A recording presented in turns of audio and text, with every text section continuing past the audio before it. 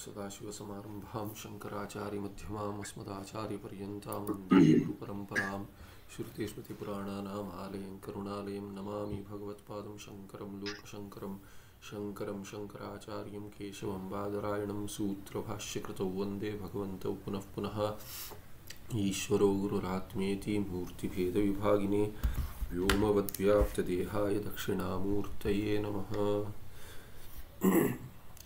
श्रीचिद्घनगणेशाय नमो मह्यं सुखनित्यं सुप्रकाशं व्यापकं नामरूपे अधिष्ठानं बुद्ध्यबोध्यं बुद्धेर्दृक्यत्तु निर्गुणपारं सर्ववेदान्तवेद्यं प्रत्यक्परमः तदेवान्नमत्वनिष्ठामतिः। ठीक है, कल एक ये रह गया था, इसमें तथा एव अन्ये, यहाँ पे तथा एव अन्ये हिरण्यगर्भ वैश्वानर विष्णु ब्रह्म शिव गणेश देवी सूर्यादिषु, और जैसे राजगोपाल जी ने बोला खड्ग कुद्दाल अश्वत्थ अर्क वेणवंतेषु पदार्थेषु परमात्मत्व भ्रांतिम आपन्ना। तो यहाँ पे च होता तो अच्छा होता, यहाँ पे इसके आगे एक च पढ़ना चाहिए, क्योंकि ये जो सप्तमी है और उसके आगे जो ये सप्तमी है उसमें कोई संबंध नहीं है, तो च करके कह सकते हैं ये पदार्थ कौन से, या पदार्थेषु च या च पदार्थेषु से। हिरण्यगर्भ वैश्वानर, ये तो स्पष्ट है, हिरण्यगर्भ वैश्वानर, इसका खंडन किया गया है कि यही ब्रह्म ऐसे नहीं है। तो उपासक जो है हिरण्यगर्भ उपासक वैश्वानर उपासक, ये सब उसी को परमात्मा मान लेते, परम तत्व वो है नहीं, वैसे उससे मुक्ति नहीं मिलेगी। तो कहते हैं हिरण्यगर्भ हो, वैश्वानर हो, या ईश्वर ही विष्णु के रूप में हो, या केवल ब्रह्मा जी के रूप में, या केवल शिव जी के रूप में, गणेश जी, देवी, सूर्य आदि इत्यादि, यदि आपने परमात्मा को सगुण किसी नाम रूप किसी विग्रह में सीमित कर दिया तो परमात्मा नहीं है, वहां पे परमात्मा की भ्रांति हो रही है, क्योंकि परमात्मा तो निर्गुण है और सीमित नहीं है। अपने आप को म्यूट कर दीजिए, थोड़ा शब्द पीछे आ रहा है। तो उसके बाद क्या है कि यहाँ च, क्योंकि उतना ही नहीं, क्योंकि आदि पद में इनका भी ग्रहण हो सकता था, पर यहाँ पे भेद कर कर ये जो विग्रह वाले हैं और उसके बाद जो बाकी है, माने विग्रह वाले यहीं पर भूमि पर खड्ग की पूजा करते, आयुध पूजा करते, यहाँ पे खड्ग कुद्दाल इत्यादि सब ये जैसे ये है आयुध है, और अश्वत्थ अर्क और वेणु माने ये जो वंश भी कहते हैं, आगे वंश करके कहेंगे, पंचदशीकार भगवान वंश कहते हैं। तो जैसे बंसी कहते हैं तो बांस माने बम्बू का जो ये वृक्ष है, तो ऐसे वृक्ष में या तो आयुध विशेष में किसी में भी, माने जो कुल देवता या ग्राम देवता इत्यादि उनका ग्रहण कर सकते हैं। तो ग्राम देवता करके उसी को परमात्मा मान लेते हैं। कहाँ पे कोई वृक्ष में, वट वृक्ष में इत्यादि, ऐसे ये जो है ये भी परमात्मा की वहाँ सीमित रूप में प्रतीति होना, ये भ्रांति है। तो ये आपन्ना, यहाँ पे भ्रांति में आपन्ना या आपन्ना एक त प्रत्यय कर्तरी, तो ये जिनको ये प्राप्त हो रहा है, भ्रांति प्राप्त हो रही है परमात्मा की, उनकी बात कर रहे हैं। कैसे? इस प्रकार से तथा एव अन्य, क्षमा कीजिए। तो ये जैसे ये पहले कह दिया माया रूप आनंदमय कोश इत्यादि, तो ये आनंदमय कोश तक, कोश में किन को भ्रांति हो जाती है, समष्टि कोश में परमात्मा की। वैसे ये हिरण्यगर्भ वैश्वानर इत्यादि वो कोश के साथ जुड़े हुए ही है, इसीलिए वहां पे भी जो परमात्मा की यदि प्रतीति हो रही है वैसा ज्ञान है, तो वो अज्ञान के कारण ही है, वो वस्तुतः संपूर्ण ज्ञान नहीं है, भ्रांति है। यद्यपि सकल पदार्थेषु लक्ष्य भागा परमात्मान न भिन्ना। तो यहाँ क्या कहते हैं, एक मिनट, ये जरा मैंने लैपटॉप के लिए चार्जर ऑन नहीं किया, कहीं बीच में ही क्लास में बंद ना हो जाए।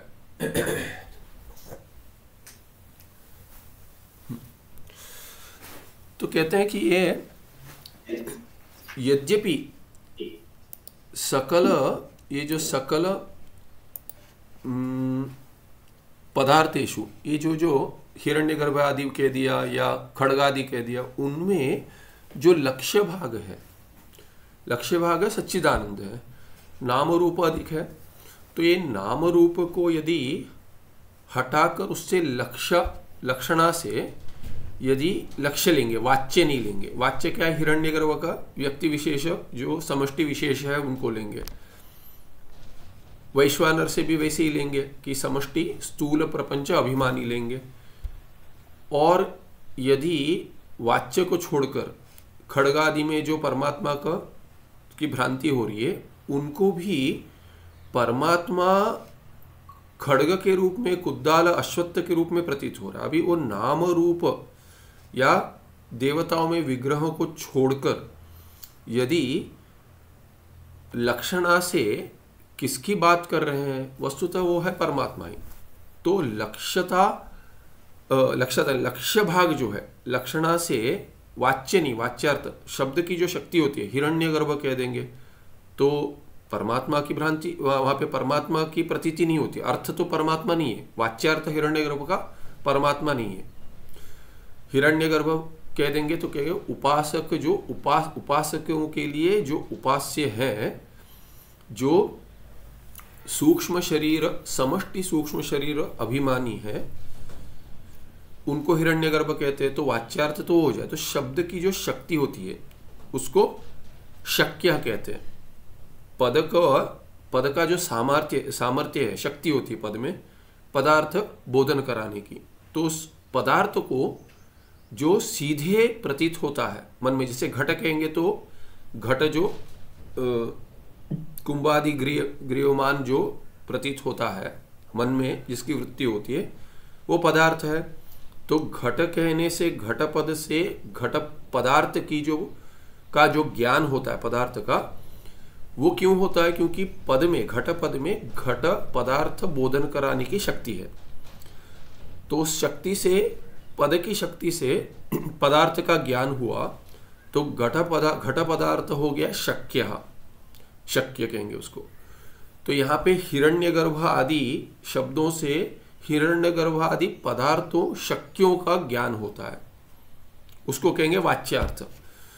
और लक्षणा से जो बोधित होता है लक्ष्य, जैसे प्रसिद्ध उदाहरण है जहल लक्षण के लिए, अजहल लक्षण के लिए क्या है कि ये क्षमा कीजिए, जहल लक्षण के लिए गंगायाम गोषा। तो गंगा का अर्थ तो क्या है? तीर नहीं है, गंगा का अर्थ तट नहीं है, गंगा का अर्थ तो जो गंगा जी बहता पानी जो है, नदी है, उसको कहेंगे गंगा। तो गंगा के ऊपर घोष कैसे होगा? कोई बस्ती गंगा जी के ऊपर कैसे होगी? पानी पे तो नहीं होगी, नदी पर नहीं है बस्ती, तो कहां पर है? तो लक्षणा करेंगे, जहल लक्षणा करेंगे, त्याग कर देंगे मुख्यार्थ का, माने शक्य का त्याग करेंगे। नदी अर्थ का त्याग कर कर तट का अर्थ लेंगे, गंगा का तट ऐसे होता जाएगा। तो गंगा जो पद है उसका त्याग करना पड़ेगा, क्योंकि गंगा और तट समानाधिकरण में नहीं है, उसमें संबंध है, संबंध षष्ठी है। गंगायाः यह तटः तस्मिन् तटे घोषा अस्ति, तो ऐसे अर्थ होगा। वैसे ही अजहल लक्षण में रक्तोधावती, श्वेतोधावती, ऐसे अश्व के साथ समानाधिकरण में वहां पे अजल लक्षणा है, तो वहां पे त्याग नहीं करेंगे। रक्तोधावती या श्वेतोधावती, श्वेत जो है वो भाग रहा है, तो श्वेत तो गुण है, गुण तो नहीं भाग रहा है, जो रंग है श्वेत वो नहीं भाग रहा है, तो रंग वाला कोई भाग रहा है, तो उसका अर्थ क्या होगा? श्वेतः अश्वः धावती करके कहेंगे। तो घोड़ा जो भाग रहा है, अश्व भाग रहा है, वो क्या है कि वो श्वेत है। तो श्वेत का पद का त्याग करने की आवश्यकता नहीं है वहां पे, श्वेत पद की। तो वहां पे श्वेत पद का त्याग बिना किए ही होता है लक्षणा में बोधन, इसीलिए उसको क्या कहेंगे? अजहल लक्षणा कहेंगे। वैसे ही यहाँ पे तत्वमसि या सोयम देवत्व है भाग त्याग लक्षणा, जहां विरुद्ध है, देश काल विरुद्ध है, जैसे तद्देश तत्काल विशिष्ट हो गया सह, और अयम सह अयम देवदत्ता। अयम क्या है? एतत् काल एतत् देश विशिष्ट है, तो उन देश और काल में, तद्देश और एतद्देश में विरोध है। और तत्काल तत्काल में विरोध है, तो उन दोनों का त्याग कर देंगे। जो बचेगा वो क्या है कि पिंड, देवदत्ता पिंड माने वो व्यक्ति में बोध होगा, उसको जहद अजल लक्षण या भागत त्याग लक्षण कहते हैं। बहुत दिन हो गए इसीलिए दोबारा बता रहा हूँ। तो ये लक्ष्य जो है, इसमें जो लक्ष्य भाग है लक्षणा से जो ज्ञात होता है वो तो हिरण्यगर्भ का अर्थ भी सच्चिदानंद है, ब्रह्म, वैश्वानर का भी, ये विष्णु का भी अर्थ है। तो इन सभी शब्दों का भिन्न भिन्न अर्थ नहीं बनेगा, एक ही अर्थ बनेगा लक्षणा से। तो इन सब भिन्न भिन्न पद प्रयोग का क्या अर्थ है? तो यहाँ लक्षणा से लक्ष्य का अर्थ नहीं लेना है, यदि लेंगे तो वो तो सच्चिदानंद परमात्मा ही है। और खड्ग, कुद्दाल इत्यादि क्यों, घटपट आदि का भी लक्ष्यार्थ वस्तुतः सच्चिदानंद ब्रह्म, क्योंकि वो तो चैतन्य ही प्रतीत हो रहा है, किंतु वहां पे घट परमात्मा करके नहीं देखते। यहाँ पे हिरण्यगर्भ, वैश्वानर या खड्ग, कुद्दाल, अश्वत्थ इत्यादि इनको परमात्मा के रूप में देख रहा है कोई, इसलिए वहां पे उसको वाच्यार्थ में यदि परमात्मा का बोध हो रहा है तो वो भ्रांति है, किंतु लक्ष्यार्थ में हो रहा है तो तत्व है, वो तो कोई भ्रांति नहीं है, वो तो यथार्थ है। इसलिए कह रहे यद्यपि सकल पदार्थेषु, केवल इतने ही नहीं, सकल पदार्थेषु लक्ष्य भाग परमात्मनः न भिन्ना, जो लक्ष्य भाग है वो तो सच्चिदानंद ही है। इसीलिए कहते तथापि यहाँ पे लक्ष्यार्थ का अर्थ नहीं ले रहा है, जो जिसको भ्रांति हो रही है परमात्मा की, वो लक्ष्य लेकर नहीं कर रहा है, इसीलिए उसको भ्रांति कर रहा है, ये तो यथार्थ ज्ञानी है। तथापि तत्तद उपाधि विशिष्टान एव परमात्मत्वेन मन्यन्ते। तो ये अन्य ये क्या कर रहे हैं, किसको परमात्मा मान रहे हैं? हिरण्यगर्भ उपाधि विशिष्ट माने सूक्ष्म शरीर अभिमान जो है उससे जो व्यक्ति है, समष्टि व्यक्ति, समष्टि व्यष्टि नहीं है, समष्टि व्यक्ति जो है उसको उपाधि विशिष्ट को ही परमात्मा ले रहे हैं। तो ये सब क्या है, हिरण्यगर्भ, जो जिस हिरण्यगर्भ की जो उपाधि है, हिरण्यगर्भ उपाधि विशिष्ट परमात्मा मानता है, दूसरा कोई वैश्वानर उपाधि विशिष्ट परमात्मा मानता है। ऐसे चैतन्य को, लक्ष्य जो चैतन्य है उसमें विशेषण जुड़ गया है और विशिष्ट बन गया है, उपाधि से विशिष्ट बन गया है वो चैतन्य, वो परमात्मा नहीं है, इसीलिए परमात्मत्वेन मन्यन्ते, इसीलिए उसको भ्रांति कह दिया। विशेषण को लेकर विशिष्ट को मान रहे, विशिष्ट तो परमात्मा नहीं है, उपाधि के साथ जुड़ा हुआ है वो परमात्मा नहीं है, वो तो हिरण्यगर्भ, वैश्वानर इनके जो माने जो कार्य ब्रह्म कहते हैं वो कार्य ब्रह्म है, इसीलिए उनको भ्रांति कह दिया। अभी आगे कहते हैं तद एतत् मतन तेषाम, तद एतन मतम तेषाम भ्रांतिरेव, ये जो मत है वो उनकी भ्रांति है, क्योंकि विशिष्ट को लेकर परमात्मा का उनको बोध हो रहा है। पंचकोश आवृत्त जीवेश्वरयोः परमार्थ स्वरूपाद बहिर्मुखाः देहादिषु आत्मत्व भ्रांतिम आपद्य पुण्य पापानि आचरन्ति। तो ये क्या करते हैं, पंचकोश आवृत्त, जो आवृत्तात परमात्मा स्वरूपात, तो ये परमार्थ स्वरूप जो है, परमात्मा का निज स्वरूप जो है वो पंचकोश से आवृत हो गया। पंचकोश ही उपाधि है, पंचकोश का एक कोई विशेष रूप बनेगा तो उसको उपाधि कहेंगे। जैसे हिरण्यगर्भ, यहाँ पे समष्टि में हिरण्यगर्भ, वैश्वानर, ये पंचकोश विशेष को लेकर, उसमें कोई विशेष कोश को लेकर वहां पे तादात्म्य हो गया है या वहां पे अभिमान हो गया, वैसे देवता को वो मान रहे हैं परमात्मा, इसीलिए पंचकोश आवृत्त हो गए हैं। उस आवृत्त परमार्थ स्वरूप को परमात्मा मान रहे हैं या जीव मान रहे, तो जीवेश्वर, ये पंचकोश से आवृत्त जीव भी है और अभी दिखा दिया कि ईश्वर भी है। तो दोनों जो आवृत्त है, पंचकोश आवृत्तात् जीवेश्वरयोः परमार्थ स्वरूपात् बहिर्मुखा, इसीलिए वो पंचकोश से आवृत होने के कारण ये कोश तो बही है, प्रत्यगात्मा भीतर है जीव के लिए, वस्तुतः स्वरूप जीव का प्रत्यगात्मा है। पंचकोश से आवृत्त होकर क्या हो गया, वो बहिर्मुख हो गया। और ईश्वर को भी जब देख रहा है तभी वो ईश्वर को सच्चिदानंद के रूप में न देखते हुए यदि पंचकोश से जो आवृत्त रूप है उसको देख रहा है हिरण्यगर्भ इत्यादि रूप में, तो बहिर्मुख हो गया।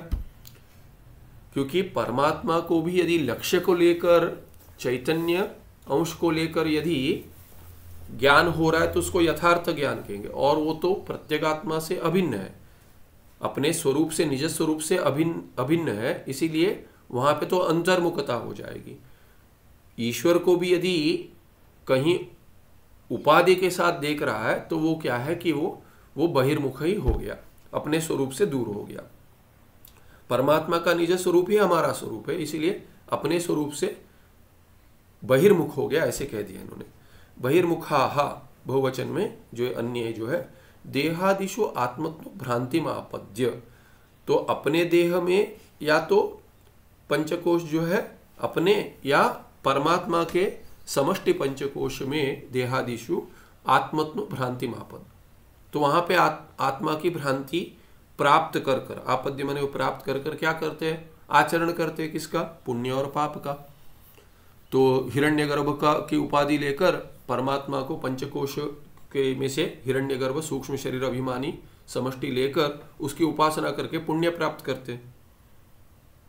पुण्य प्राप्त करते तो भिन्न भिन्न लोक में प्रवास होगा, गति होगी, पुनर्जन्म होगा, और बाकी जो है वो भी पंचकोश अपने देह में भी क्या है कि अपने देहादि में तादात्म्य होकर पंचकोश में उसी को अपना निज स्वरूप मानकर पाप आचरण करता है। मुझे ये चाहिए, वो चाहिए, देह के लिए ये चाहिए, मन के लिए ये चाहिए इत्यादि पोषण और विषय आनंद अनुभव करने के लिए पाप कर्म भी कर लेता है, इसलिए पुण्य पापानि आचरन्ति। अंतर्यामी आदि, अंतर्याम्यादि वंश पर्यंता नाम। अंतर्यामी तो क्या है, अंतर्यामी माने समष्टि सुषुप्ति में जो अभिमान है, सुषुप्ति में जो ईश्वरी कहते हैं, पर अंतर्यामी करके पद का प्रयोग हुआ है। भगवान मांडुक्यकार दिखलाते थे, माने मांडुक्य में आता है, उसका विश्लेषण आगे करते हैं भगवान भाष्यकार और मांडुक्य कारिकाकार। तो ये अंतर्यामी शब्द किसके लिए प्रयोग किया है मांडुक्य में, तो विश्व तेजस और प्राज्ञ जो जीव के लिए नाम है, जागृत, स्वप्न और सुषुप्ति अवस्था को लेकर उसमें जो अभिमानी है उसको विश्व तेजस और प्राज्ञ कह देते, एक एक क्रम से जिस अवस्था में अभिमान है उसको, और उसी जागृत, स्वप्न और सुषुप्ति अवस्थाओं में जो समष्टि में जिसको अभिमान है उनको नाम दे देते हैं विराट, माने जो यहाँ पे विश्व है वैश्वानर कह देते हैं, वैश्वानर या विराट, या यहाँ पे वैश्वानर करके जो शब्द का प्रयोग हुआ है, वैश्वानर और विराट एक ही है। स्थूल शरीर अभिमानी, जागृत अवस्था अभिमानी। हिरण्यगर्भ हो गए स्वप्न में समष्टि, जो स्वप्न अवस्था में समष्टि शरीर अभिमानी है, सूक्ष्म शरीर अभिमानी। और यहाँ पे अंतर्यामी जो कह दिया, ये सुषुप्ति अवस्था में जो समष्टि है उसको अंतर्यामी कहते हैं। व्यष्टि को कहेंगे प्राज्ञ।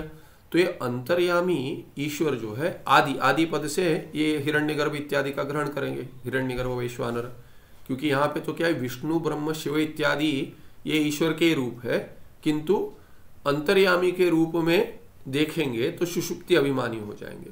अभी आदि वंश पर्यंतन, वंश पर्यंतन यहाँ पे ये वेणु लिख दिया, ये वेणु या वंश माने बांस, उस वृक्ष में भी परमात्मा का, वृक्षों में परमात्मा का जो परमात्मा का बोध होता है जिनको, तो ये अंतर्यामी आदि वहां से लेकर वंश पर्यंत, माने जहां भी परमात्मा की भ्रांति जिनको हो रही है, जहां बोध हो रहा है पर वो भ्रांति है क्योंकि सीमित है या उपाधि को लेकर है, ऐसे जो पदार्थ है, पदार्थ नाम ईश्वर बुद्धिया आराधनम कृत्वा, ईश्वर बुद्धिया ईश्वर पद से यहाँ पे परमात्मा, वस्तुतः जो परमात्मा का स्वरूप है वो ये अंतर्यामी या बांस इत्यादि रूप में नहीं है, हिरण्यगर्भ इत्यादि, वो ईश्वर का वास्तव स्वरूप नहीं है, वास्तविक स्वरूप। तो ईश्वर बुद्धि जो उनमें हो रही है, इन पदार्थों में जो ईश्वर बुद्धि हो रही है, ईश्वर बुद्धिया आराधनम कृत्वा, उनकी आराधना जो करते हैं, कर कर क्या है, सुखम प्राप्तुम इच्छन्ति, ये क्या क्यों करते आराधन अंतर्यामी की, या कोई कुल देवता हो या ग्राम देवता हो। कहते हैं परंपरा से चला आ रहा है, हम तो ये ग्राम देवता इत्यादि जो है, क्षेत्रपाल है इत्यादि, उनके सब पूजा करते हैं, ठीक है करना चाहिए, पर आराधन करके क्या प्राप्त करना चाहते? सुखम प्राप्त इच्छन्ति, विषय सुख ही प्राप्त करना चाहते हैं। तो यादृशम उपाधिम आराधयन्ति तद अनुसारेण फलं च सिद्ध्यति। जिस रूप में परमात्मा को सीमित कर कर आराधना करते हैं कि वो वट वृक्ष की ऐसे करोगे तो ये मिलेगा वो मिलेगा, इस रूप में कुल देवता है या इस रूप में ग्राम देवता है उनकी आराधना करोगे। जैसे कोई अब कहीं शीतला देवी कहते हैं, तो शीतला देवी क्या है कि रोग निवारण करती हैं, तो माता जी के उस रूप में आराधन करेंगे तो रोग का निवारण होगा, बाकी कुछ नहीं कर पाएंगे पर रोग का निवारण करेंगी। तो इसलिए क्या है कि सुखम प्राप्तुम इच्छन्ति, दुख का निवारण कर रहे हैं, सुख की प्राप्ति होगी, आरोग्य मिलेगा इत्यादि। किसी को धन की अपेक्षा है तो लक्ष्मी जी की पूजा करते हैं। तो परमात्मा की पूजा सीमित कर कर लक्ष्मी के रूप में करते हैं। तो लक्ष्मी जी के रूप में जो अभी आराधन कर रहे हैं तो सीमित हो गए, वो और तो कुछ फल नहीं दे पाएंगे, धन देंगी। यदि ठीक से उपासना इत्यादि किया है और कर्म किया है पूजा इत्यादि तो धन प्राप्ति होगी। तो इससे सुख की प्राप्ति की इच्छा करते हैं, प्राप्तुम इच्छन्ति। तो यादृशम उपाधिम आराधयन्ति, जिस जिस रूप में जो जो सीमित फल दे सकते हैं उस फल के लिए आराधना यदि करेंगे उपाधि को लेकर तो तदनुसारेण फलं च सिद्ध्यति, उसी अनुसार से फल मिलेगा। ऐसा नहीं कि लक्ष्मी जी से पूजा कर कर मांग रहे कुछ और जो दे ना पाए, क्योंकि आप कह रहे हो कि तो आप तो धन देने वाली है ये है वे, और कह देंगे कि अष्टलक्ष्मी जो है उसको छोड़कर कोई फल मांगेंगे, वस्तुतः कि उसके अंतर्गत ही आ जाएगा, तो लक्ष्मी उदाहरण नहीं चलेगा वहाँ पे। तो शीतला देवी ले लीजिए या तो कोई और ले लीजिए, जैसे कोई जिम जा रहा है आरोग्य के लिए और हनुमान जी की आराधना कर रहा है और मांग रहा है कि मेरा विवाह हो जाए, तो उसमें वो स्वयं ब्रह्मचारी है, आप ब्रह्मचारी रहना चाहते हो तो कीजिए आराधना उनसे। अभी है वैसे भी संप्रदाय, कोई कहते हैं कि हनुमान जी की के लिए जैसे कुंवारी बच्चियां जाती है, लड़कियां जाती हैं और वो विवाह के लिए मांगती है, वर मांगती है। तो ये सब है कहीं कहीं, पर वस्तुतः क्या है कि जो सीमित है यदि वो दे सकते उतना ही दे सकते, तदनुसारेण फलं च सिद्ध्यति। ऐसा नहीं है कि किसी से जाके कुछ ही मांग लोगे तो वो फल नहीं मिलेगा। यहाँ पे तात्पर्य क्या है कि सीमित रूप में देखकर सीमित ही फल मिलेगा, और जो आप अनंत फल चाहते हो वो तो फल रूप में है ही नहीं वस्तुतः, क्योंकि वो तो सिद्ध वस्तु है। जो अनंत है वो तो फल नहीं हो सकता, अंत वाला ही फल हो सकता है। यदि वो फल के रूप में मोक्ष फल होता, वस्तुतः कोई किसी कर्म इत्यादि का फल होता तो वो सीमित ही होता, क्योंकि वो कर्म से भिन्न होता, उपासना से भिन्न होता, आप से भिन्न होता, प्राप्त नहीं होता तो उसका निर्माण होना पड़ेगा, तो आगंतुक हो गया तो वो उसका अंत तो होगा ही होगा, जिसकी उत्पत्ति होगी उसका नाश भी होगा। तो मोक्ष जो है यदि उसकी उत्पत्ति होगी तो अनंत नहीं हो पाएगा। इसीलिए शास्त्रों में क्या कहा गया, तो सिद्ध वस्तु है, ब्रह्म सिद्ध वस्तु पहले से है, स्वर्ग जैसा कोई आपके लिए निर्मित नहीं हो रहा है। इसीलिए क्या है कि मोक्ष सिद्ध वस्तु होते हुए अपना स्वरूप ही है, उसको प्राप्त से प्राप्ति ही ज्ञानेन भवति। इसीलिए जो प्राप्त है उसी की प्राप्ति हो रही है, जैसे की प्राप्ति हो रही है, वस्तुतः प्राप्ति नहीं है वो। तो क्या हो रहा है, नीति नीति प्रक्रिया से जहां बंधन है, जिसके कारण बंधन है, अज्ञान के कार्य में जहां तादात्म्य हो गया है, उससे हटना माने उसका नाश होना, उस संबंध का अज्ञान कार्य से जो संबंध हुआ उसका नाश होना, माने अहंता ममता जहां है उसका नाश होना, यही वस्तुतः कार्य का कारण के साथ, अज्ञान कारण के साथ नाश होना, यही मोक्ष है। माने ये स्वरूप का जो मिश्रित अपना किसी कोश के साथ जुड़कर मिश्रण होना, उस मिश्रण का नाश होना ही मोक्ष है। कोई उत्पत्ति वस्तुतः नहीं हो रही है, ये हमने देखा है बहुत बार। तो इसीलिए यहाँ पे कहते हैं कि ये फल जो है ये परमात्मा जो लक्ष्य वस्तुता है उसको वाच्य के अर्थ में देखकर वहां पे उनकी आराधना करेंगे तो फल तो सीमित ही मिलेगा। तो तदनुसारेण फलम च सिद्ध्यति। यस्मात् कारण सूक्ष्म स्थूल रूपः सर्वोऽपि प्रपंचः ईश्वर शरीरे अंतर्भूतः। ऐसा क्यों कह रहे हैं? तो कहते हैं क्योंकि कारण सूक्ष्म और स्थूल रूप सर्व जो भी है वो सब क्या है कि वो प्रपंच या तो कारण रूप में देखेंगे, सूक्ष्म रूप में देखेंगे, स्थूल रूप में देखेंगे। ये प्रपंच जो है ईश्वर शरीर में ही है, वो ईश्वर के शरीर ही में ही अंतर्गत है, अंतर्भूत। तस्मात् तत्तद उपासना अनुसारी फलम भवति। तो जिस उपाधि को लेकर उपासना करेंगे उस प्रकार से ईश्वर ही फल देंगे। भगवान कृष्ण कहते हैं कि आप कहीं किसी रूप में भी उपासना कर रहे हो, मेरी उपासना कर रहे हो, पर सीमित रूप में कर रहे हो इसलिए आपको सीमित ही फल मिलेगा। पर कौन देगा? ईश्वर भगवान कृष्ण जो ईश्वर है वही देंगे, दूसरा कोई फल नहीं देगा। फल तो एक ही सच्चिदानंद ब्रह्म उपाधि को लेकर, उस उपाधि में आपने जो कर्म, उस उपाधि को लेकर जो आराधना की है, उपासना की है, उसका तदनुसार फल देगा।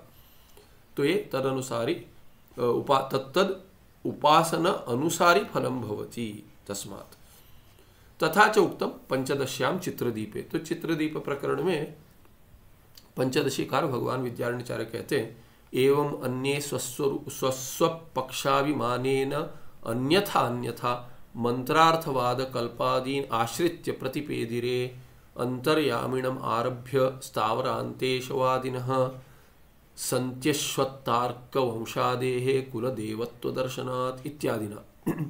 तो 2 श्लोक दिए। एवं अन्य बाकी क्या कहते हैं? स्वस्व पक्ष अभिमानेन, अपना अपना जो पक्ष है, या तो दर्शन है या तो संप्रदाय है, कुल के अनुसार, नहीं हमारे यहाँ तो ऐसे ही होता है, ऐसे स्वस्व पक्ष अभिमान को लेकर, अभिमान के द्वारा क्या अभिमान है ना, अन्यथा अन्यथा अन्यथा अन्यथा जैसा वास्तविक यथार्थ स्वरूप है उससे अन्य क्या कहते हैं? एवं अन्य प्रतिपेदिरे, बाकियों को ऐसा बोध हो गया, ऐसे जाना उन्होंने। कैसे? अन्यथा अन्यथा। तो अन्यथा अन्यथा ज्ञान कैसे हो गया इनको? परमात्मा का स्वरूप का ज्ञान क्यों नहीं हुआ? तो बोलते स्वस्व पक्ष अभिमानिन। और वो पक्ष क्या है? किसी का तो आश्रय लेंगे, तो कहते आश्रित्य लेबंत है। किसका आश्रय लेकर? मंत्र अर्थवाद कल्प सूत्र होते हैं जिससे, तो जो मंत्र का जो भाग है, मंत्र ब्राह्मणानाम वेदत्वम या मंत्र ब्राह्मणयो वेदत्वम। तो मंत्र जो है वेद मंत्र, उससे कुछ दर्शन बना है। मंत्र का अर्थ करेंगे, फिर अर्थवाद लेंगे, फिर उसका विश्लेषण होगा, कर्म कैसे करना है वो कल्प सूत्र आदि में होगा। तो आदि इत्यादि को लेकर आश्रित्य अन्य एवं कैसे? अन्यथा अन्यथा अन्यथा अन्यथा प्रतिपेदिरे। तो जैसे स्वरूप है उसको छोड़कर मंत्र अर्थवाद और कल्प इन्हीं को सत्य मानकर अपना पक्ष बनाकर स्वस्व पक्ष अभिमानी न एवं अन्यथा अन्यथा प्रतिपेदिरे। ऐसे हो गया एक श्लोक। आगे कहते हैं क्या है? जैसे अभी उसका उदाहरण देते हैं, अंतर्यामी। अंतर्यामी हो गया, अंतर्यामीणम आरभ्य, अंतर्यामी को लेकर सुषुप्ति अभिमान मानी जो है अंतर्यामी। कहते कि नहीं भीतर कोई बैठा हुआ है, वो देख रहा है सब कुछ, तो उसको अपने से भिन्न कर दिया, स्वरूप से भिन्न कर दिया।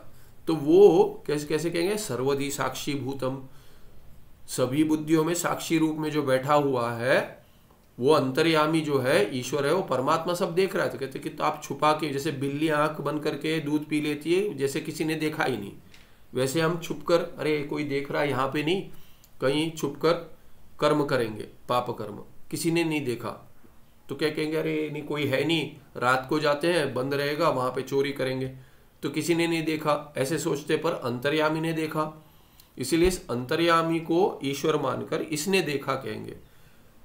वो परमात्मा नहीं जो वस्तुतः है।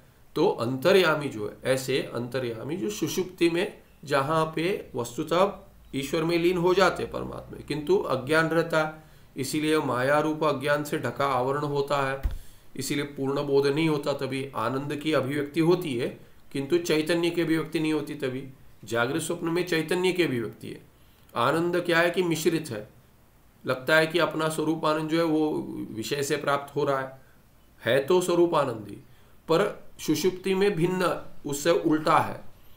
आनंद की अभिव्यक्ति हो रही है बिना विषय से, बिना विषय के, विषय कोई है नहीं सुषुप्ति में, ना स्वप्न विषय है ना जागृत विषय है, किंतु आनंद फिर भी प्राप्त हो रहा है, पर चैतन्य ढका हुआ है, चैतन्य आवृत है। जो जागृत और स्वप्न में चैतन्य था, अभी चैतन्य वो ढका हुआ है, उस पर आवरण हो गया, आनंद खुल गया। तो इसीलिए क्या है कि अंतर्यामी के रूप को का अनुभव हो रहा है, वास्तविक परमात्मा सच्चिदानंद स्वरूप का अनुभव नहीं हो रहा है, क्योंकि वो तो अपना स्वरूप है, वो स्वरूप तो जागृत में ही जान सकते हैं, क्योंकि तभी आप बाकी सब मिश्रित अंशों का त्याग करेंगे बोध में। तो यहाँ पे कहते हैं अंतर्यामी को से आरभ्य, वहां से शुरू कर कर स्थावरांतेषु, स्थावरांत वृक्ष इत्यादि जो वंश अश्वत्थ इत्यादि कह दिया, वहां पे भी परमात्मा की भ्रांति हो रही है। तो ये जो वाद ईशवादी ना ईश्वर का जो वाद करते हैं, ईश्वर उनका जो दर्शन में उनके जो मान्यता है, क्या मान्यता है, ईश्वर है। कहाँ पर है, अंतर्यामी ईश्वर है। वृक्ष में स्थावरांतेषु, स्थावर जो है वृक्ष ईश्वर है, अश्वत्थ ईश्वर है इत्यादि जो वादी है, ऐसे जो जिनका मत है, वादी ने माने ऐसे जिनका मत है। संति क्या है, अश्वत्थ अर्कवंशादेः कुलदेवत्व दर्शनात् वादिनः संति, ये प्रथम बहुवचन है। तो ऐसे वादी हैं, कहते हैं ऐसे वादी है जो ईश्वरवादी है, पर कैसे यथार्थ ईश्वरवादी नहीं है। वो कहते हैं अंतर्यामी ईश्वर है, स्थावर वृक्ष इत्यादि, हिरण्यगर्भ वैश्वानर, ये सब ईश्वर है। क्षमा कीजिए, पता नहीं बात करते करते अधिक हो जाता है तो सुनने में बहुत होर्स वॉइस लगता होगा, तो क्षमा कीजिए, बीच में थोड़ी खांसी भी आती रहेगी। तो संति ईशवादिनः संति माने ईश्वरवादिनः संति, कैसे हैं ये, कैसे पता है आपको, तो कहते हैं कुलदेवत्व दर्शनात्, हमने देखा है कि कुलदेवता मानते हैं इनको, किनको, अश्वत्थ अर्कवंश आदि, या तो अश्वत्थ को एक मानते हैं कुलदेवता, ग्राम देवता समझ लिया, उसके अंदर भी मानते हैं। ऐसा भी हो सकता है कि केवल अश्वत्थ वृक्ष देखते हैं, अरे वृक्ष की पूजा करें, वस्तुतः पूजा तो वृक्ष की कर रहे हैं, परमात्मा मान कर रहे हैं, तो कुलदेवत्व दर्शनात् कह दिया, क्योंकि कुलदेवता के रूप में आचरण देखा गया है, इनका पूजा पाठ इत्यादि करते हैं, किसके, अश्वत्थ अर्क वंश इत्यादि वृक्ष इत्यादि ना। परंतु मोक्षः न ब्रह्मज्ञानम विना सिद्ध्यति, आप कितनी भी उपासना कर लो, जप कर लो, पूजा कर लो, ये सीमित फल देते रहेंगे। क्यों, मोक्ष क्यों नहीं मिलेगा, क्योंकि वो तो कर्म का कार्य ही नहीं है। जैसे मुंडक में मंत्र आया कि नास्त्यकृत कृतेन, कृतेन कर्मणा अकृतः मोक्षः नास्ति, मोक्ष तो अकृत है, वो तो कार्य नहीं है कर्म का। कृतेन, कृतेन माने कर्मणा, जो किया हुआ, कृतेन माने किया हुआ, उसके द्वारा, कृतेन माने किए हुए द्वारा, क्या करते हो, कर्म करते हो, या तो माने कर्म करोगे तो या तो वाचिक करोगे, कायिक करोगे, मानसिक करोगे, तो कायिक वाचिक मानसिक कर्म से, उपासना इत्यादि से भी, जप से, पूजा पाठ से, यज्ञ आदि से प्राप्ति तो नहीं होगी मोक्ष की, क्योंकि मोक्ष कार्य है ही नहीं, अकृत है, माने वो कार्य है ही नहीं किसी कर्म का, न ही कायिक वाचिक मानसिक का कार्य है ही नहीं वो। तो परंतु मोक्ष न ब्रह्म ज्ञानम विना सिद्ध्यति, तो जो प्राप्त है वो तो सिद्ध जो है वो तो ज्ञान, उसका ज्ञान से ही प्राप्ति हो जाएगी, प्राप्ति एवं प्राप्ति। तो जैसे कि प्राप्त होता है कह देंगे मोक्ष तो निज स्वरूप है हमारा। यह मोक्षम इच्छति स विवेकेन जीवेश्वरयोः स्वरूपम पंचकोशेभ्य पृथक्कृत्य जानीयात्। तो अभी क्या कहते हैं कि जो मोक्ष की इच्छा करता है उसको क्या करना चाहिए इस ब्रह्म ज्ञान के लिए, जिससे मोक्ष की प्राप्ति होगी, प्राप्ति व प्राप्ति, ब्रह्म ज्ञान चाहिए। तो क्या करना चाहिए, पहले तो उसको त्वम पदार्थ का ज्ञान होना चाहिए। सबसे कठिन त्वम पदार्थ ही है। इसीलिए बहुत सारे ग्रंथ त्वम पदार्थ पर ही है। जैसे अभी ये कुछ 2 दिन पहले या कल चर्चा चल रही थी, एक माता जी कह रही थी कि ये पूज्य स्वामी जी कहते थे, पूज्य स्वामी जी ने पीठ पर ही कहा था कि नैष्कर्मी सिद्धि जो है भगवान सुरेश्वराचार्य की, उस पर कोई पीएचडी करे और देखे, क्योंकि वहाँ पे ईश्वर का वर्णन नहीं है। नैष्कर्म्य सिद्धि में बड़ा ग्रंथ है किंतु उसमें ईश्वर का वर्णन नहीं है। तो कहते कोई पीएचडी कर सकता है कि देखे वो ईश्वर क्यों नहीं है, क्या नहीं है, कर सकते हैं।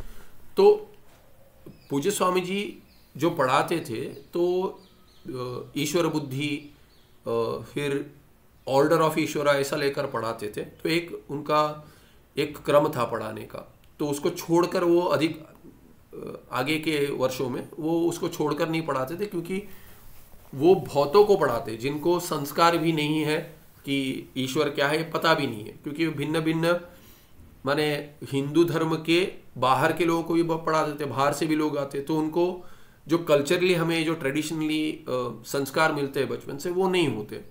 तो ईश्वर के बिना कर्मयोग फलित नहीं होगा। कर्मयोग भी क्या है कि ये ईश्वर को लेकर ही, क्योंकि अभी वर्णाश्रम के बाहर है, वर्णाश्रम का ही परिचय नहीं है, व्यवस्था तो छोड़ दीजिए, तो उसमें बिना ईश्वर के ज्ञान कैसे होगा, चित्त शुद्धि कैसे होगी। इसलिए वो ऑर्डर ऑफ ईश्वर ऐसा लेकर पढ़ाते थे, क्योंकि वो मासिस को पढ़ाते थे। अभी उसको लेकर कहेंगे नैष्कर्म्य सिद्धि में ईश्वरवाद नहीं है, होना आवश्यक नहीं है, तो क्यों हर जगह ईश्वर को क्यों लेकर आएंगे। त्वम पद का जो विचार कर रहे हैं उसमें ईश्वर का प्रवेश है ही नहीं। तत्पद का विचार करेंगे तो थोड़ी जीव को लेकर जाएंगे। तो जब भी जीव के पद का त्वम पद का शोधन करेंगे तभी वहां तत्पद ईश्वर की या असी पद की अपेक्षाता है ही नहीं। तो ये समझना चाहिए कि किस अंश में ग्रंथ बना है, वो तात्पर्य क्या है, अनुबंध चतुष्टय क्या है, उससे फल क्या होगा। हाँ, मोक्ष ही उद्देश्य है, किंतु एक देश पर ग्रंथ है। प्रकरण ग्रंथ जो होते हैं वो तो एक देश पर होते हैं, सभी भागों पर नहीं होते, एक भाग को लेकर उस पर होता है। जैसे अभी देखिए पूज्य स्वामी जी ने कह दिया कि पीएचडी कीजिए, पीएचडी करेंगे। पीएचडी यहाँ पे तो हमारे इसमें भी पाठ में तो 2 पीएचडी हैं, अधिक भी होंगे पता नहीं। तो जो पीएचडी करते हैं उसमें तो और सीमित हो जाता है विषय, कि एक अंश का भी एक अंश, उसका एक अंश लेकर पीएचडी करेंगे। ज्योतिष हो, कोई भी हो विषय, तो कोई भी आप लेंगे विषय, वो तो अनंत जैसे ही है कि उसमें कभी अभ्यास समाप्त नहीं होगा। कोई भी विषय ले ले, करने के लिए बहुत है, जीवन समाप्त हो जाएगा, बहुत जीवन समाप्त हो जाएगा जन्म, किंतु विषय पूर्ण समझ नहीं आएगा।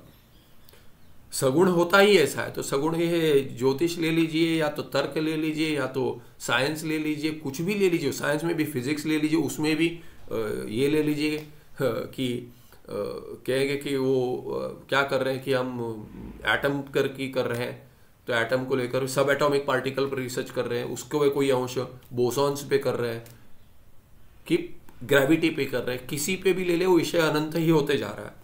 तो अभी उसमें एक कोई विशेष लेकर पीएचडी करेंगे तो अभी तो अपेक्षा कैसे कर सके कि नैष्कर्म्य सिद्धि ग्रंथ में ईश्वर का वर्णन होना चाहिए, क्योंकि वो तो है ही त्वम पद शोधन के लिए। ये क्यों कह रहा हूं, क्योंकि त्वम पद जो है वो सबसे कठिन है। तत्त्वमसि में त्वम पद सबसे कठिन है समझना, इसीलिए इतने दर्शन बने हैं। दर्शन अधिकतर तत्पद को लेकर भ्रांत विषय में दर्शन कम है, या माने जो मार्ग बने वो कम है। तत्पद को लेकर ही सबसे अधिक कठिनाई है। क्यों? क्योंकि देखिए तत्, त्वम और असि तीनों में तत् के लिए क्या प्रमाण है, ईश्वर के लिए क्या प्रमाण है, तत्। शास्त्र एक ही है, दूसरा प्रमाण है ही नहीं। वहां भ्रांति कैसे हो सकती है? हाँ, भिन्न भिन्न ग्रंथ लिखे उसमें भ्रांति हो, पर शास्त्रम एकमेव प्रमाणम अतीन्द्रिय विषयेषु। तो अतीन्द्रिय विषय, ईश्वर अतीन्द्रिय विषय है। ये प्रपंच किसने बनाया? ईश्वर ने बनाया। अच्छा, देखा है तुमने? नहीं देखा है। अच्छा, सुना है? नहीं सुना है। अच्छा, अनुमान से सिद्ध करोगे? हाँ करते हैं, पर पूर्णतया सिद्ध नहीं हो पाएगा, क्योंकि तार्किक करते हैं सिद्ध। अभी क्या कहते हैं, जैसे यहाँ प्रासाद आदि कहते हैं, तो ये अभी बंगला बांधा है या बड़ी आजकल ये बड़ी बिल्डिंग बांधा है, एक व्यक्ति बांध सकता है? कभी नहीं देखा है। हमने देखा है जो बड़े बड़े जो बंगले या जो ये है बिल्डिंग्स है, स्काई स्क्रेपर इत्यादि, वो कैसे बने हैं? वो बने हैं बहुत सारे लोगों से। तो कर्ता कौन है? तो क्योंकि सभी ने मिलकर बनाया। तो सभी ने मिलकर जो बनाया उसमें एक व्यक्ति ने नहीं बनाया। तो ऐसा प्रपंच जो इतना बड़ा है, कितना बड़ा है वो भी पता नहीं हमें, उस प्रपंच का कोई निर्माता होगा, ये तो तर्क से सिद्ध कर देंगे। क्यों? कार्यत्वात्, प्रपंचस्य कार्यत्वात्, प्रपंचः कर्तृजन्यः। क्यों? हेतु क्या है? कार्यत्वात्। ये तर्क लगाएंगे। अनुमान क्या है? तार्किक सिद्ध करेगा। प्रपंच क्या है? क्षित्य अंकुर आदि प्रपंच, वो कहेंगे क्षित्य अंकुर आदि, क्षिति अंकुर इत्यादि ये प्रपंच जो है वो क्या कहेंगे? वो कहेंगे कर्तृजन्य। कर्तृजन्य किसी कर्ता ने बनाया है, किसी कर्ता ने बनाया। क्यों? क्योंकि हमने देखा है कि जो भी बनाया है कार्यत्वात्, जो भी कार्य है वो कर्ता बनाता है। तो प्रपंच कार्य है। घटपटादिवत, घटादिवत करके कहेंगे, घटवत, एक ही बस है, घटवत कार्यत्वात्, क्योंकि घट जैसे ये प्रपंच भी कार्य है, क्षित्यंकर आदि, इसीलिए क्या कहेंगे? ये कार्य है, इसीलिए इसका कोई कर्ता होना चाहिए। इतना तो आप तर्क लगा देंगे। अभी आपने देखा है कि ये प्रपंच में जो है इतने बड़े बड़े कार्य हैं, उसका एक कोई कर्ता नहीं होता, बहुत कर्ता होते हैं। तो आपको बहुकर्ता सिद्ध होंगे, बहुकर्ता सिद्ध होंगे, किंतु एक कर्ता सिद्ध नहीं होगा। तो इतने बड़े प्रपंच के लिए कर्ता एक है, ये कैसे सिद्ध करेंगे? नहीं कर सकते। तो तार्किक क्या कहते हैं? लाघवात। वो कहेंगे लाघव, बाकी बहुत कर्ताओं का विचार करने में गौरव दोष है, इसीलिए हम लाघव एक मान लेंगे, कोई दोष नहीं है। वस्तुतः एक मानने के लिए उनके पास कोई लाघव जोड़ रहे, किंतु उसके लिए कुछ कहीं लाघव देखा ही नहीं है कि ऐसा बड़ा कार्य एक कोई कर नहीं सकता। प्रपंच तो बहुत बड़ा कार्य है, सोच नहीं सकते कितना बड़ा कार्य है, इतना विविध है, उसका कर्ता तो एक होने के लिए तर्क नहीं लगा सकते, उसके लिए शास्त्र एक ही प्रमाण है। तो ये क्यों कह रहा हूं? क्योंकि तत्पद जो है उसके लिए शास्त्र एक ही प्रमाण है। शास्त्र तो संप्रदाय से प्राप्त होगा, तो जान लेंगे कि तत्पद क्या है, ये ईश्वर कर्ता है, एक है, उसका स्वरूप क्या है, उसका वर्णन होगा, शास्त्र से ही प्राप्त होगा। तो तत्व में तो कोई मोह हो नहीं सकता, कंफ्यूजन हो नहीं सकता, होना नहीं चाहिए, इसीलिए वो सहज है। तत्पद को समझना सहज है। किसकी अपेक्षा? त्वम पद की अपेक्षा। क्योंकि त्वम में क्या है? मेरा अनुभव है। मैं कहूंगा मेरा अनुभव है, मैं ये हूं, मैं शरीर हूं, अनुभव है, मैं पुरुष हूं, स्त्री हूं, अनुभव है, उसके साथ मैं ये हूं, माता पिता हूं, ये अनुभव है, पुत्र हूं, अनुभव है, मित्र हूं, अनुभव, ये सब अनुभव है। ये अनुभव इतना है, इसमें अनुभव है, तो सबके अनुभव भिन्न भिन्न है। सब जीवों के अनुभव इतने भिन्न है, और इसीलिए कल्पनाएं उससे अधिक है। अनुभव के ऊपर कल्पना है, मैं ये हो सकता हूं, ये नहीं हो सकता, नहीं ये मैं होना चाहिए। कैसे कह देते हो? ये यहाँ पे तो ये नाखून से थोड़ा, नाखून काटते समय थोड़ा आगे चला गया तो पीड़ा होती है, नाखून काटते समय पीड़ा नहीं होती, थोड़ा आगे हो तो पीड़ा होती है। बाल कटवा रहे हैं, वो बाल खिंच गया, वो काटते समय वो कंघी घुमा रहा है, वो खिंच गया तो पीड़ा होती है, और आप कह रहे हो मैं शरीर नहीं हूं। आपका शास्त्र कहने दीजिए शरीर नहीं हूं मैं, फिर भी मेरा अनुभव तो उससे विरुद्ध है ना। मेरी कल्पनाएं कितनी होंगी कि मैं ये हूं कि वो हूं। कोई सोचता है कि नहीं मैं शरीर नहीं हूँगा, कोई साइंटिफिकली कुछ एक्सपेरिमेंट करके कहेगा मैं ये हूँ, ईजी निकाल के उस पर कुछ ये करके देखो, ये यहाँ पे ट्रिगर करेंगे तो ऐसा अनुभव होता है, उसका हाथ हिलता है, तो ये वस्तुता की मन में है ये सब। तो देखा हमने कितना खंडन किया है। तो त्वम पदार्थ में कितनी भ्रांति है।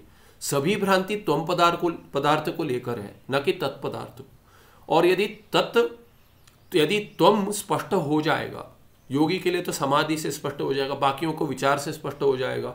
ये जब स्पष्ट हो जाता है तब जाकर तत् शास्त्र से जब ये पता चलता है वो तो सहज है, तो अधिक सहज हो जाएगा। जब भी आत्मा का त्वम पद का प्रत्यगात्मा में स्वरूप का बोधन हो जाएगा स्पष्टतया, तो तत् शास्त्र से प्राप्त है, उसमें तो कोई मोह हो नहीं सकता। और त्वम पद में मोह नहीं है, तो दोनों की एकता में कोई आपत्ति हो ही नहीं सकती। इसीलिए असी पद कभी सहज हो जाएगा तत्वमसी में जब ही त्वम का शोधन हो जाएगा, क्योंकि तत्व तो सहज शास्त्र से प्राप्त होगा, उसमें वो मोह का विषय नहीं है, अधिक नहीं है। शास्त्र भिन्न भिन्न है, शास्त्र में जो पौरुषीय शास्त्र भिन्न भिन्न है, उससे भ्रांति हो सकती है, किंतु अपौरुषीय ग्रंथ जो है उसमें जो परमात्मा का वर्णन है, ईश्वर सृष्टिकर्ता है, उतना यदि बोधन हो जाएगा, और वो सृष्टिकर्ता क्या, उसका स्वरूप क्या है, सच्चिदानंद है, और मैं त्वम का स्वरूप जान लेता हूं पदार्थ बहुत शोधन के बाद कि मैं सच्चिदानंद, तो दोनों सच्चिदानंद एक होने में असी पद में क्या कठिनाई होगी, कुछ नहीं होगी।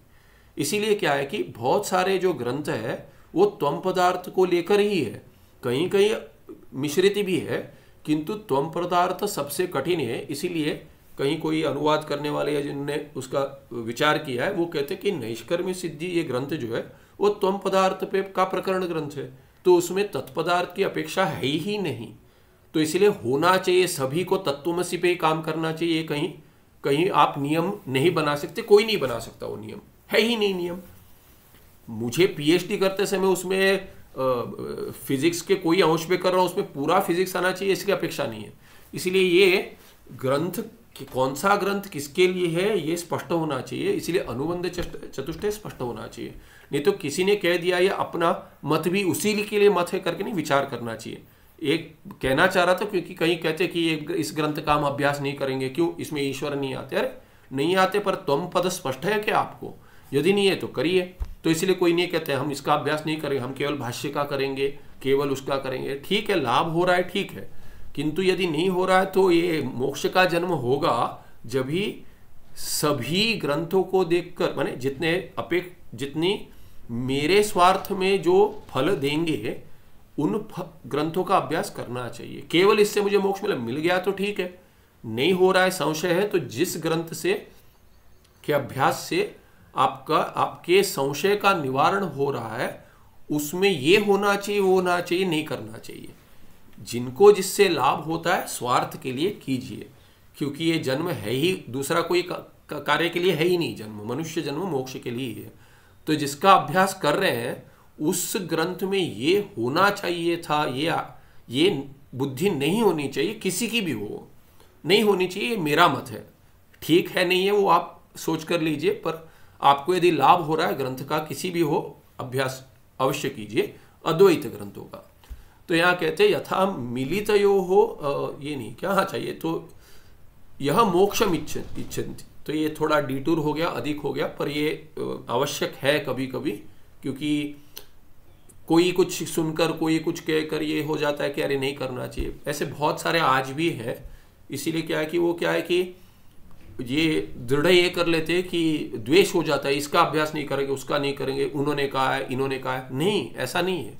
कोई संदर्भ में किस कारण कहा है हमको पता भी नहीं है, हो किसी ने, पूज्य स्वामी जी ने किस कारण कहा ये पता नहीं, तो कोई कह देगा अरे ईश्वर नहीं, हम पढ़ाई नहीं करेंगे। ऐसा नहीं कहा है, पूज्य स्वामी जी ने भी नहीं कहा है। तो ईश्वर होना चाहिए ऐसा भी उन्होंने नहीं कहा है। क्यों नहीं है करके देखिए करके बोला है, उतना ही कहा है। उसका अर्थ कोई कैसे भी निकाले, पर यदि ऐसे अर्थ निकाले कि इसका अभ्यास ही नहीं करेंगे तो वो ठीक नहीं है। क्योंकि भगवान सुरेश्वराचार्य को भगवान वार्तिककार कहते हैं, सामान्य व्यक्ति नहीं है। तो उनका ग्रंथ पढ़ने के लिए बहुत अनुग्रह चाहिए, समझने के लिए तो और चाहिए, पढ़ने के लिए, अभ्यास करने के लिए, या कोई पढ़ा दे, अनुग्रह बहुत चाहिए, सहज नहीं है। जैसे अभी वार्तिक देखेंगे, वार्तिक का ही बता देता हूँ, उन्होंने वार्तिक 2 लिखे, दो वार्तियों की रचना की भगवान सुरेश्वराचार्य, जिनको वार्तिककार उसी से नाम प्राप्त हुआ है। क्योंकि वो कोई ग्रंथ का निर्माण का, वो ब्रह्मसूत्र में भाष्य पे कुछ ये लिखना चाह रहे थे, टीका इत्यादि व्याख्या, तो बाकी शिष्यों ने कह दिया कि ये तो कर्मकांडी थे, क्योंकि सुरेश्वराचार्य तो पूर्वाश्रम में मंडन मिश्रा थे, तो कहते तो दृढ़ कर्मकांडी थे, वो तो आपसे हार गए, इसीलिए उन्होंने संन्यास तो ले लिया, पर ये इनको कर्मकांड का संस्कार होगा। तो ये शुद्ध वेदांत पर नहीं लिख पाएंगे, थोड़ा मिश्रित हो जाएगा, उनका थोड़ा बायास हो जाएगा, इसीलिए उनको मत दीजिए करके बाकियों ने थोड़ा क्या कहते कि ऐसा आक्षेप किया, ऐसे कहते हैं। तो भगवान सुरेश्वराचार्य को भगवान शंकराचार्य बोले, भाष्यकार बोले ठीक है, बाकी ये करें आप स्वतंत्र निर्माण कीजिए, कोई स्वतंत्र लिखिए कुछ। और उन्होंने कहा कि आप भाष्य पे मत लिखिए, जो आप वो कहते हैं आपका जो विचार है वो आप तैत्तिरीय उपनिषद जो भगवान भाष्यकार की स्वशाखा थी और बृहदारण्य के जो भगवान सुरेश्वराचार्य की स्वशाखा थी, दोनों पर आप कुछ लिखिए करके कहा उन्होंने। तो उन्होंने नैष्कर्म्य सिद्धि ग्रंथ का निर्माण इसीलिए किया कि स्वतंत्र है, वो किसी पे लिखा हुआ नहीं, वो स्वतंत्र उनका प्रकरण ग्रंथ है और बहुत सुंदर है। देखेंगे उन्होंने कर्मकांड का भी, कर्मकांडियों का कर्मकांडी में दिग्गज होकर खंडन किया है। कि वो टीका शुरू करते हैं, उसमें वो कहते हैं कि ये कर्मकांडियों को कैसे भ्रांति होती है, उन पर टीका करते, माने क्या कहते हैं, विनय करते हैं, जैसे कहते हैं ना, he takes a shot at him, कि चिढ़ाते हैं, क्या कहते हैं कि ये कर्मकांडियों को भ्रांति क्यों हो रही है, उनके दर्शन में है कि सत्य है, भ्रांति क्या है, तो कहते कर्म करते हुए इतने याग आदि करते हैं कि इतना धुआं आ रहा है कि उसमें उनको स्पष्ट दिखाई नहीं देता, तो ऐसे कहते हैं। और जो वार्तिक लिखा है उन्होंने, वो वार्तिक में आप सोचिए जो संगति भाष्य है, संगति भाष्य पे आधारित है, संगति भाष्य जो है बृहदारण्यक का कितना भी लंबा हो, किंतु उसमें उस पे श्लोक, वार्तिक श्लोक रूप में पद्य है। कितने वार्तिक है श्लोक केवल संगति भाष्य पे बृहदारण्यक के? 1200 है, 1200 श्लोक लिखे उन्होंने केवल संगति पे, और उससे 10 गुना तो संपूर्ण उपनिषद पे, माने 12,000 से अधिक श्लोक निर्माण किया है उन्होंने वार्तिक। और उसके ऊपर फिर आनंदगिरी टीका भी है, भगवान आनंदगिरी टीकाकार ने उसके ऊपर भी टीका लिखी है, दोनों तैत्तिरीय और बृहद के। तो सामान्य नहीं है ये वार्तिकार इत्यादि, तो इनके ऊपर कुछ कहने की भी सामर्थ्य, कहने का माने कुछ विरोध में आक्षेप करने का भी सामर्थ्य किसी में नहीं है, हो ही नहीं सकता, ऐसे दिग्गज व्यक्ति है। तो उनके ग्रंथ का अभ्यास करें नहीं करें ये विचार करने के लिए हमारी क्षमता देखें हम कि हम कर पाएंगे कि नहीं, है तो अनुग्रह। तो ये एक इतने 2 पंक्तियां बची है, तो ये समाप्त करते हैं, क्योंकि ये विषय क्या है कि ये क्यों किस पे करते हैं, ये छोड़ देते हैं। बड़ा दुख होता है देखकर कि ये आक्षेप को करे। देखिए सूर्य के ऊपर आक्षेप करेंगे, सूर्य का कुछ नहीं जाता, किंतु क्या है कि हम उस आक्षेप को लेकर सत्य मानकर हमारा नुकसान हो जाए, ऐसा यदि ये करेंगे कि अभ्यास नहीं करेंगे तो दुख की ही बात है। तो इसीलिए अधिक समय बिताकर ये कह दिया। तो ये मोक्षम यह इच्छन्ति स विवेकेन जीवेश्वरयो स्वरूपम पंचकोशेभ्य पृथक्कृत्य जानीयात। अपना त्वम पद का जो लक्ष्य है, ये स्वरूप जो है जीव और ईश्वर दोनों का, तत् का भी और त्वम का भी, इसको क्या है पंचकोश के से हटाकर जाने। और त्वम पद का कर लेंगे तो तत्पद तो प्राप्त ही है शास्त्र से, तो उसमें भ्रांति नहीं हो सकती। और क्या कहेंगे वहां पे भी जैसे पंचकोश विवेक अपना किया, तत् पे भी कर दो। और तत्र दृष्टांत, क्या दृष्टांत है, यथा मिलितयोः मुंजेशिकयोः पृथक्करणं क्रियते। तो कहते हैं जैसे मुंजा इत्यादि से दर्भ होता है, कोई घास होती है जो माने जो हाथ कट सकता है उतना तेज होता है, और उसके भीतर जो एक भाग होता है उसको ईशिका कहते हैं। तो वो उसका पूजा में प्रयोग होता है वैदिक कार्य में। तो उससे जैसे हटाते, ये मुंडक में भी आया है, मुंडक में नहीं कठ में आया है, तो उससे मुंडक में आया लगता है, अभी भ्रांति हो रही है। तो उसको हटाते समय हाथ न कट जाए, उंगली न कट जाए, वैसे धीरे से करना पड़ता है। वैसे ही कहते हैं कि ऐसा विवेक करें कि मुंचेशिकयोः पृथक्करणं क्रियते यथा, वैसे ही तथा विवेकेन जीवेश्वरयो स्वरूपम पंचकोशेभ्य पृथक्कृत्य जानीयात्। यहाँ पे भ्रांति कटना क्या है, यहाँ पे उदाहरण में कटना माने वस्तुता कटना।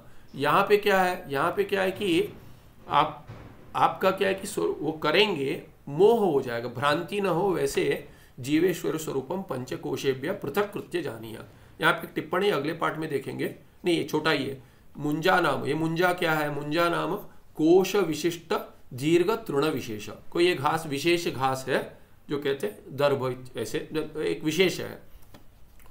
तो इसी का क्या है उसमें? तो कहते हैं इसी का नाम तत्तृण मध्यस्थ, उसी तृण में घास के मध्यस्थ बीच में कांड विशेष, एक कोई कांड विशेष है, एक कोई भाग है जो चाहिए उसका, और उसका बाद में जो बाकी जैसे छिलके जैसे फेंक देते हैं, पर वो होता तेज है। तो इस तेज होता है, उदाहरण उसका दिए क्योंकि क्या है कि वो तेज से जैसे कटने से सावधान होना चाहिए, वैसे भी यहाँ पे वैसे ही यहाँ पे सावधान रीति से विवेक करें। आगे पंचकोश विवेक का प्रकार बताएंगे, वो देखेंगे 283 में पंचकोश विवेक का प्रकार अगले पाठ में देखेंगे। सुखम नित्यम स्वप्रकाशम व्यापकं नाम रूपे अधिष्ठानं बुद्ध्य बोध्यम बुद्धेर्दृक्यत्व निर्मल अपारम सर्व वेदांत वेद्यम प्रत्यक परम तदेव हन्नमत्तोन्यति में निश्चिता मति ही। कोई प्रश्न है?